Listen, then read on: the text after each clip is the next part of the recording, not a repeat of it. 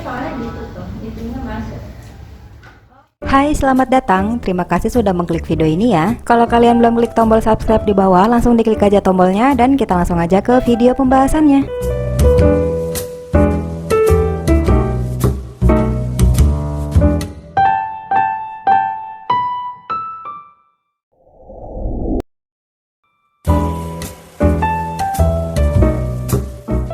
Hari ini aku mau nganterin anak aku untuk evaluasi terapi. Sebelum berangkat, aku mau siapin dulu barang-barang yang harus aku bawa. Aku pakai tas ransel ukuran besar karena barang-barang yang harus dibawa lumayan banyak. Aku bawa baju ganti, bawa diapers ganti juga, dan masker juga tisu basah. Aku juga nggak lupa bawa tisu dan juga buku untuk terapi. Selain siapin semua perlengkapan yang harus dibawa, aku juga siapin beberapa snack, susu, dan juga air putih. Semua perlengkapan yang harus dibawa udah selesai, sekarang aku mau gantiin baju anak aku. Ini part yang bikin aku gemes banget sih, karena anak aku biasanya nggak mau digantiin bajunya. Biasanya dia bakal lari-lari dan ngambek gitu. Tapi karena jadwal hari ini evaluasi terapi, jadi aku harus anterin anak aku. Evaluasi terapi ini setiap 2 bulan sekali, Bun. Jadi anak aku bakal dilihat progresnya selama 2 bulan terapi. Dan yang bakal dievaluasi bukan cuma anak aku. Terapis dan metode terapinya juga bakal dievaluasi. Kalau selama 2 bulan terapi anak aku nggak ada progres, maka penanggung jawab atau kepala program terapi akan meninjau apakah program selama ini sudah sesuai atau belum. Ini yang bikin deg-degan sih, Bun. Karena di beberapa kali evaluasi sebelumnya, Benyamin harus mengulang metode yang udah pernah dia jalanin. Karena kalau ditambahin metode baru pun dia belum mampu. Karena di beberapa bulan terakhir Benyamin sering banget izin, alhasil kegiatan terapinya banyak ketinggalan. Tapi alhamdulillah di 2 bulan ini Benyamin rajin berangkat terapi, jadi untuk evaluasinya aku harap hasilnya bakal bagus. Karena dari kegiatan harian dia aja aku udah bisa lihat kalau progresnya yang ada di Benyamin ini udah banyak banget. Salah satunya Bunda bisa lihat sendiri ya, Benyamin bisa duduk santai sambil makan cemilan kayak gini tanpa terdistract untuk lari-lari atau main-mainannya dia. Ini progres yang luar biasa, Bun, buat Benyamin, karena biasanya dia sama sekali nggak bisa diem dan selalu lari-lari. Dan sebagai orang tua dengan anak berkebutuhan khusus harus banget teliti sama progres sekecil apapun yang ada di anak kita. Buat bunda-bunda yang saat ini sedang berjuang juga, jangan patah semangat ya. Dan tetap berjuang untuk anak-anak kita. Buat bunda-bunda yang penasaran, kenapa sih Benyamin kok harus terapi? Saat ini Benyamin ada speech delay dan juga gangguan perilaku. Penjelasannya bakal aku sharing di video selanjutnya aja ya, Bun. Kalau di video ini nanti bakal kepanjangan. Jadi supaya nggak ketinggalan sama videonya, langsung diklik aja tombol subscribe-nya, Bun. Oke, semua persiapannya udah beres, nyemil juga udah, sekarang siap-siap untuk berangkat. Kali ini aku bakal nganterinnya pakai motor, dan jadwal evaluasinya juga jam 2 siang. Jadi aku harus make sure kalau anak aku bakal nyaman selama perjalanan. Persiapannya udah beres semua, kita langsung berangkat.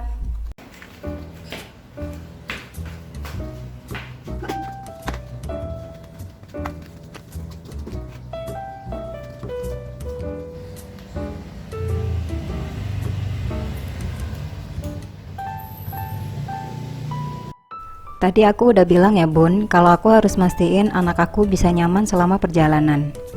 Karena Benyamin termasuk anak yang aktif, perjalanan pakai motor kayak gini termasuk gak gampang, Bun. Apalagi kalau kita cuma berduaan aja kayak hari ini. Kalau di selama perjalanan ada sesuatu yang menarik perhatian dia bakal teriak-teriak gitu, Bun. Makanya aku harus ekstra hati-hati selama perjalanan. Oh iya, sekarang Benyamin udah gak terapi di rumah sakit lagi, Bun. Dan jarak tempat terapi dari rumah lumayan jauh.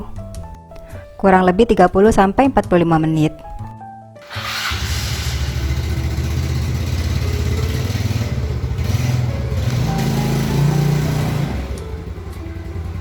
Bismillahirrahmanirrahim. Kita berangkat dulu ya, Bun.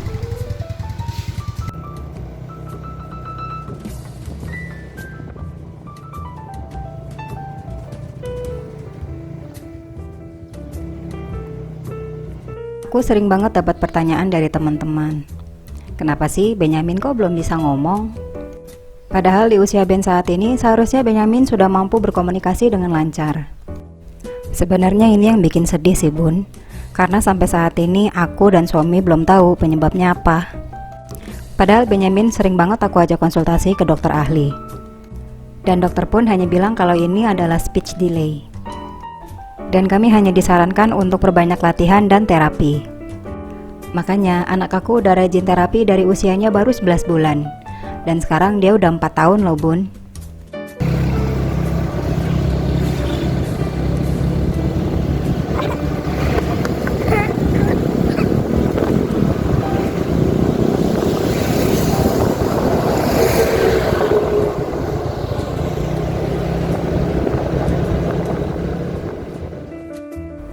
Harapan aku sama kayak ibu-ibu yang lain. Aku berharap Benyamin bisa bermain dan bergaul sama teman-teman seusianya. Karena dia belum mampu untuk berkomunikasi dengan baik, teman-temannya juga agak kesusahan kalau mau bermain bareng sama Benyamin. Dan ini yang bikin aku sedih. Karena Benyamin jadi jarang bermain sama teman-teman seusianya. Dan hari-hari Benyamin lebih banyak dihabiskan untuk terapi daripada untuk bermain. Semoga nanti Benyamin bisa tumbuh dan berkembang sama seperti teman-teman yang lain ya Bun.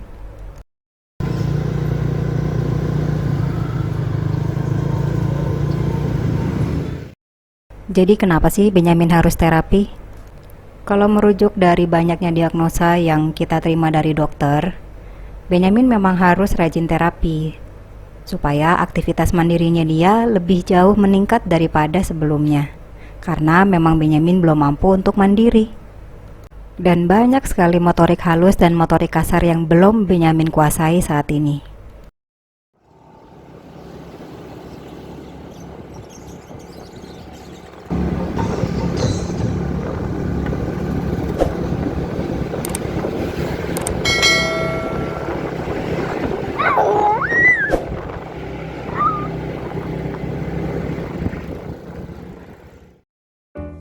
Jadi sebenarnya Benyamin itu kenapa sih?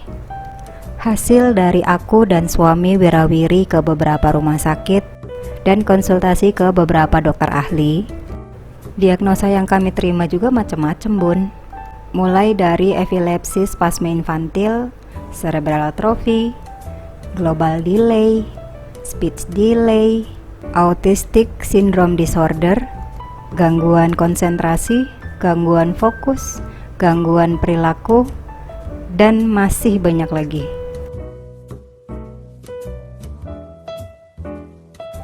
Aku dan suami juga udah sering bolak-balik ke rumah sakit, mulai yang ada di kota besar sampai yang ada di daerah. Dan semakin banyak diagnosa yang kita terima tentang Benyamin, justru malah bikin aku semakin down dan jadinya makin gak percaya. Kira-kira anak aku bisa bertahan gak ya? Duh, jadi sedih deh. Kita jajan aja dulu yuk.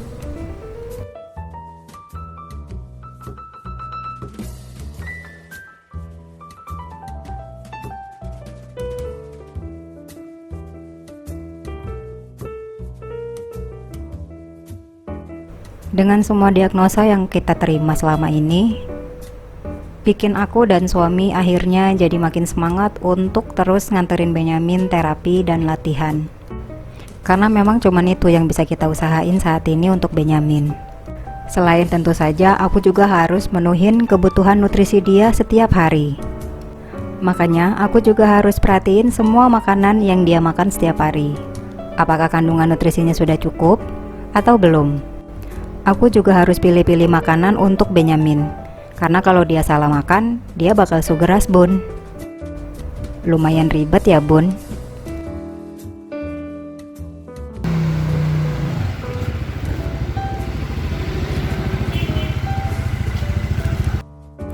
Alhamdulillah kita udah sampai. Jadi ini tempat terapi Benyamin yang sekarang. Kalau dulu Benyamin terapi di rumah sakit Bun. Nah sekarang Benyamin udah pindah dan lanjutin terapinya di yayasan terapi ini. Dan alhamdulillah progresnya banyak banget.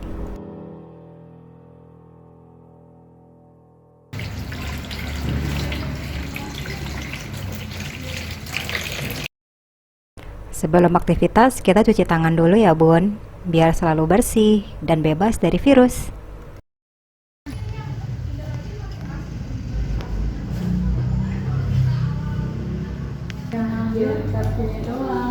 Dia tuh tahu sebenarnya itu di mana cuman. Jadi begini suasana evaluasi Benyamin di dalam kelas. Karena aku khawatir bakal ngeganggu aktivitas dia evaluasi, jadi aku nggak terlalu banyak ngambil video. Tapi aku bakal kasih lihat beberapa video pendek saat Benyamin evaluasi di dalam kelas bareng sama terapisnya. Ya kelarin dulu, kelarin. Dia selalu soalnya warna yang sama.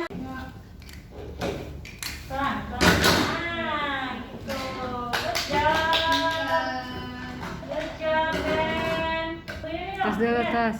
Lihat tas dulu nih. Iya, sip. Sama kan? Tuh, langsung dari matanya. Makanya langsung. Iya, itu yang butuh.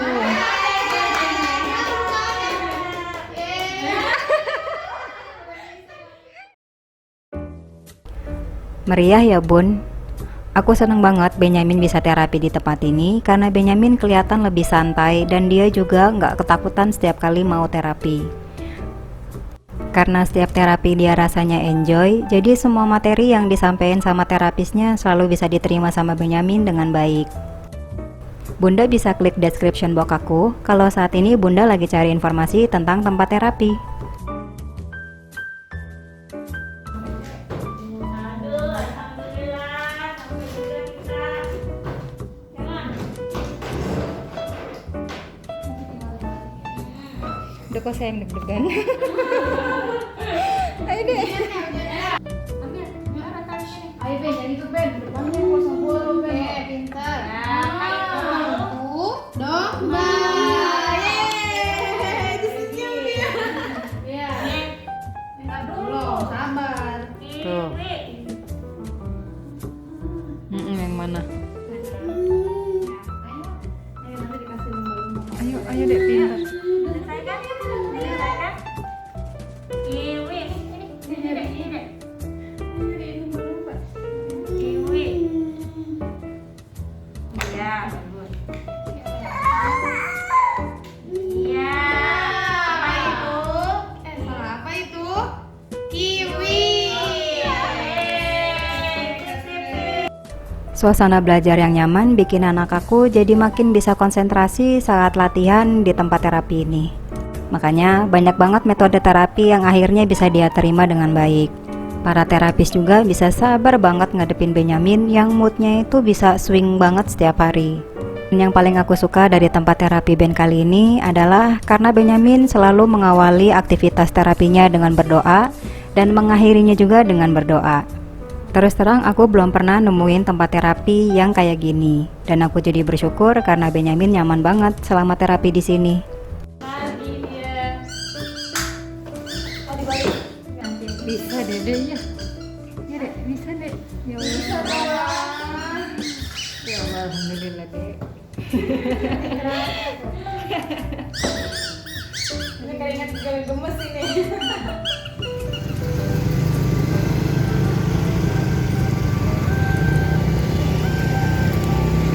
Keretanya.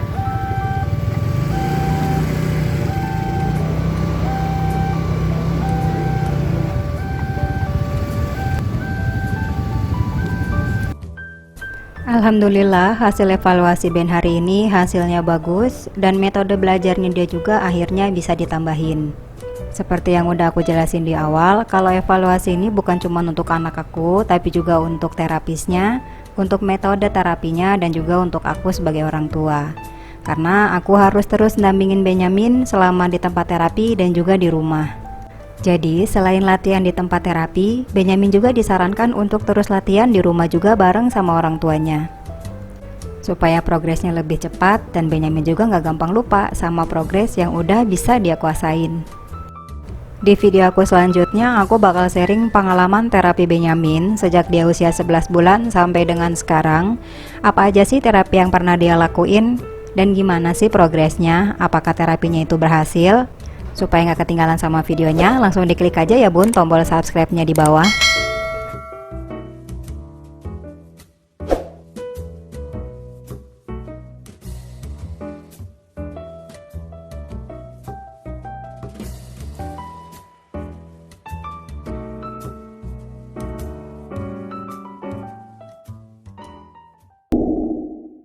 Jadi itu dia video kita kali ini. Kalau informasi yang aku sampaikan di video kali ini bermanfaat untuk kalian, langsung diklik aja tombol like-nya dan jangan lupa untuk klik tombol subscribe di bawah sebagai dukungan dan sampai jumpa di video aku selanjutnya. Bye bye.